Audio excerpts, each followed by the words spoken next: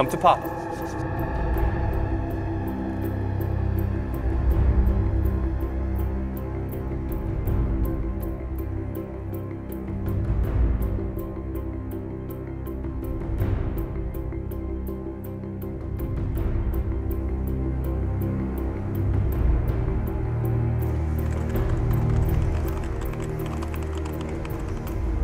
Hands in your head!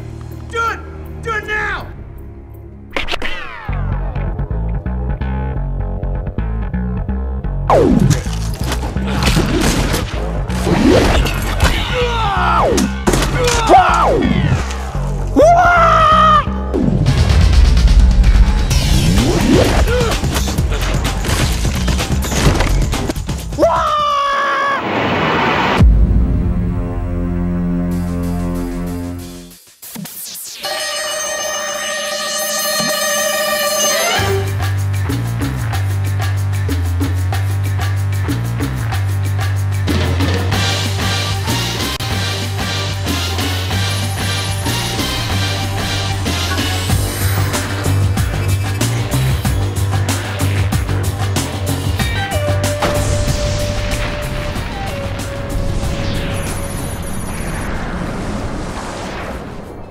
Hi, Jim.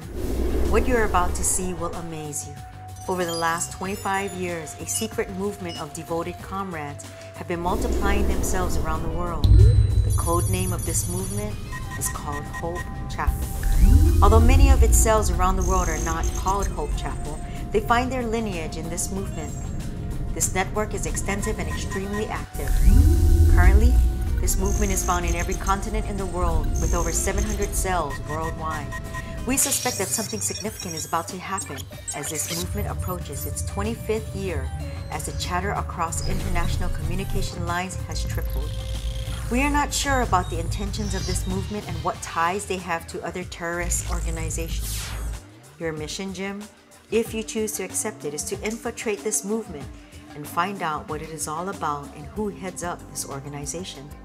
The person who you see is suspected to be tied to this movement. He goes under a variety of aliases, including Pastor, Pastor Ralph, the Man. We believe that he holds vital information about this movement. To infiltrate this movement, we have had the following men released from prison to assist you in your mission. These men have proved to be effective in international espionage and kidnapping. To give you the scope of this movement, here is what we ascertained from our international intel. In Africa, their movement has established over 40 cells, including a special training camp. In the Dominican Republic, they have established a school and medical clinic. Mongolia, 7 cells. Japan has established 20 cells that we are aware of. Our European connection has revealed that the Hope Chapel movement has established over 50 cells in 16 different countries. Latin America has grown to over 350 active cells. This movement has planted itself in Baguio City, Philippines, has established 106 cells in Pakistan, and has planted cell units in Indonesia, Singapore, Thailand, Myanmar, Papua New Guinea, Central America, Honduras, Russia, Cambodia, 3 in Australia, and over 40 in India. The biggest concern is how prevalent this movement is in the United States, with 34 cells in California, several in New England, Texas, Colorado, North Carolina, Illinois, Montana, New Mexico, Tennessee, Oregon, Arizona, Pennsylvania, Idaho, and the largest concentration of cells found in Hawaii with 35. As always, if any of you or your team members are discovered, we disavow you. This electronic transmission will incur a virus in 3 seconds. All right, it's been a week since you guys have been giving your assignments. I want to know what kind of intel you have on this code name Hope Chapel. Okay, boss, I can tell you based on my European connections, Intel, Interpol, Secret Service, that this movement that I've checked out has no ties to any terroristic organization. You know, I've looked at the data and I've seen all the cells that they've planted all over the world. Hundreds, thousands of people. Every single one of them have experienced changed lives. Just can't figure it out. So Trevor, what did you get from the Asian connections? Based on the same intel that Shane came back with, it seems that this movement changes people's lives. I mean, there are people that that their marriages have been healed. There's drug users that no longer use drugs. There's been people that actually healed of things. We've seen more and more people just brought back to wholeness again. So this movement is changing the world and people's lives. But my question to you is, how did this thing get started? Hey boss, this man we abducted, his name is Ralph Moore. This is Redbird. Fox is coming out. Grab him, grab him, grab him, grab him, grab him! Okay, let's go, let's go, let's go! Get him inside, get him inside! Go, go, go!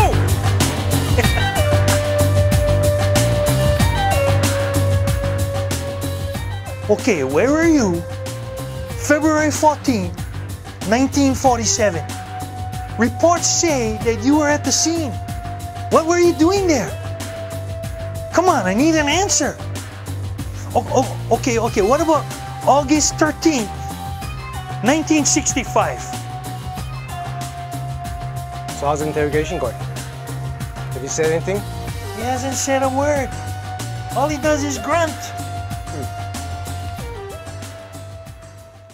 What's the matter with you, man? How can you answer, man? You got a gag on. And what we found is in 1971, Ralph and his wife, Ruby Moore, started a church called Hope Chapel, Manhattan Beach. And in 1983, he moved over to Hawaii, leaving that church behind. And since then, he raised up men and women, ordinary men and women, who thought that they could never do anything great for God. Raised them up, planted more churches. In Hawaii, we got about 31 churches with over 10,000 people attending those churches. And this guy, Ralph Moore, his philosophy was not to start a huge church, but to multiply cell churches that in itself multiplied other churches. And now it's huge. It's throughout the whole world. He's not even the kingpin. I mean, this is so huge that he doesn't even know what's going on beyond that. Every cell or church they're adapted to their own individual environment. This movement is powerful. It will continue to multiply. It's been going on for 25 years. It's going to continue another 25 years. This is way beyond one man. So Rico, did you get any footage on this guy, Ralph Moore? Oh yeah, boss. Got tape right here. Got all our answers.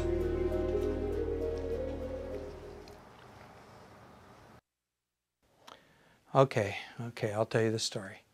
I was very, very young. I knew I was supposed to be a pastor. I didn't like the idea. He's gonna kiss you in the driveway. Rico, what happened to the tape? Oh, sorry, boss. My kids got a hold of the tape and it taped over the important stuff.